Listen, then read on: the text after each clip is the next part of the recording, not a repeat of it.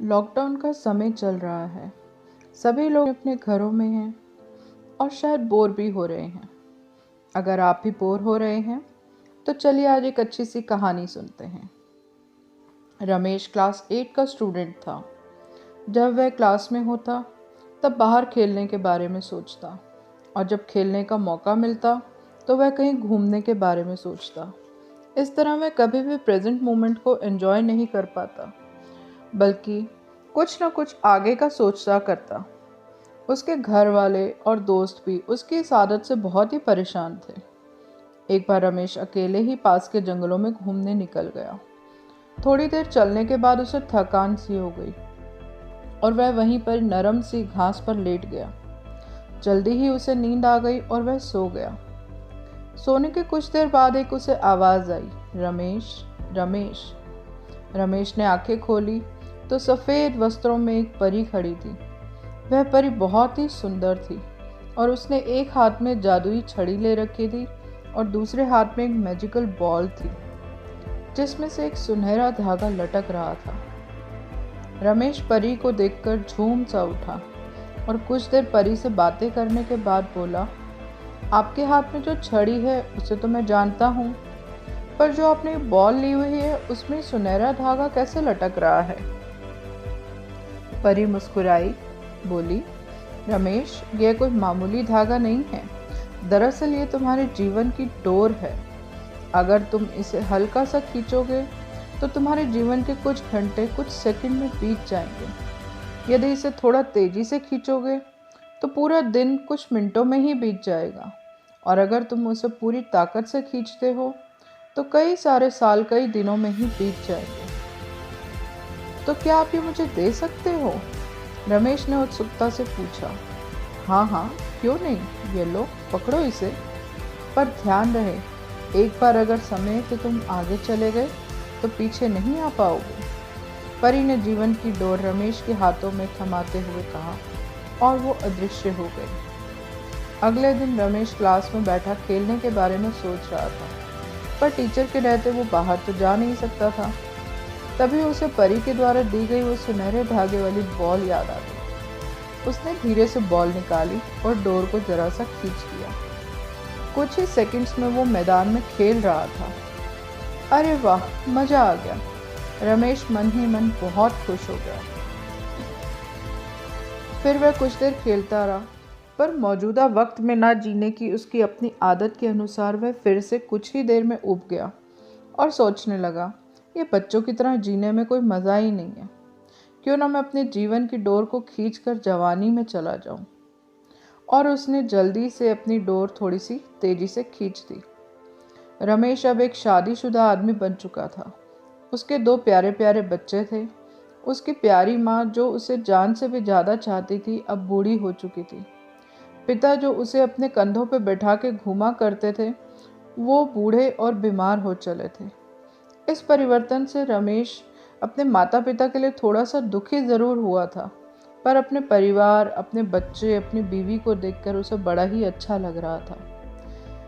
1-2 महीने सब ठीक ठाक चलता रहा। रमेश ने कभी अपने वर्तमान को आनंद से जीना सीखा ही नहीं था। कुछ दिन बाद वह सोचने लगा, मेरे ऊपर तो परिवार की कितनी सारी जिम्मेदारियां आ गई। बच्चों को संभालना इतना आसान भी नहीं है। ऊपर से ऑफिस का टेंशन अलग है। माता पिता का स्वास्थ्य भी ठीक नहीं रहता। इससे अच्छा तो मैं रिटायर ही हो जाता तो आराम की ज़िंदगी जीऊँगा। और यही सोचते सोचते उसने जीवन की पूरी डोर को ताकत से खींच दिया। कुछ ही दिनों में वह एक 80 साल का वृद्ध हो गया। अब सब कुछ बदल चुका था। उसको बहुत सारे सफ़ेद बाल आ चुके थे, झुर्रियाँ लटक रही थी। उसके माता पिता कब के उसे छोड़ के जा चुके थे। यहाँ तक कि उसकी प्यारी पत्नी भी किसी बीमारी के कारण मर चुकी थी। वह घर में बिल्कुल अकेला था। बस कभी कभी दूसरे शहर में बसे उसके बच्चे उससे बात कर लेते थे। लाइफ में पहली बार रमेश को एहसास हो रहा था कि उसने कभी अपनी ज़िंदगी को एंजॉय नहीं किया। उसने ना स्कूल डेज में मस्ती की, ना कभी कॉलेज का मुंह देखा। वह ना कभी अपनी पत्नी के साथ कहीं घूमने गया, ना ही अपने माता पिता के साथ अच्छे पल बिताए। यहाँ तक कि उसके प्यारे बच्चों का बचपन भी वो नहीं देख पाया। आज रमेश ठीक बहुत दुखी हो रहा था। अपना बीता हुआ कल देखकर वह समझ पा रहा था कि अपनी बेचैनी और व्याकुलता में उसने जीवन की कितनी सारी छोटी छोटी खुशियों को यूं ही गंवा दिया। आज उसे वो दिन याद आ रहा था जब परी ने उसे वो मैजिक बॉल दिया था। एक बार वो फिर से उठा और उसी जंगल में चला गया और बचपन में जिस जगह परी मिली थी वहीं मायूस होकर बैठकर आंसू बहाने लगा। तभी किसी की फिर से आवाज़ आई, रमेश रमेश। रमेश ने पलट कर देखा तो एक बार फिर वही परी उसके सामने खड़ी थी। परी ने पूछा, क्या तुमने मेरा स्पेशल गिफ्ट को एंजॉय किया?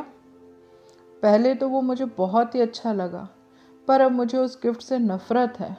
रमेश बहुत ही गुस्से में बोला, मेरी आंखों के सामने मेरा पूरा जीवन बीत गया और मुझे इसका आनंद लेने का मौका तक नहीं मिला। हाँ, अगर मैं अपनी ज़िंदगी नॉर्मल तरीके से जीता तो उसमें सुख के साथ दुख भी होते और मैजिकल बॉल के कारण मैं उनमें से किसी का एक का भी अनुभव नहीं कर पाया। मैं आज अंदर से बिल्कुल खाली महसूस कर रहा हूँ। मैंने ईश्वर का दिया यह अनमोल जीवन बर्बाद कर दिया। रमेश निराश होते हुए बोला, ओहो, तुम तो मेरे तोहफे के शुक्रगुजार होने के बजाय उसकी बुराइयां कर रहे हो। खैर, मैं तुम्हें एक और गिफ्ट दे सकती हूँ, बताओ तुम्हें क्या चाहिए? उस परी ने कहा। रमेश को तो यकीन ही नहीं हुआ, उसे एक और वरदान मिल सकता है।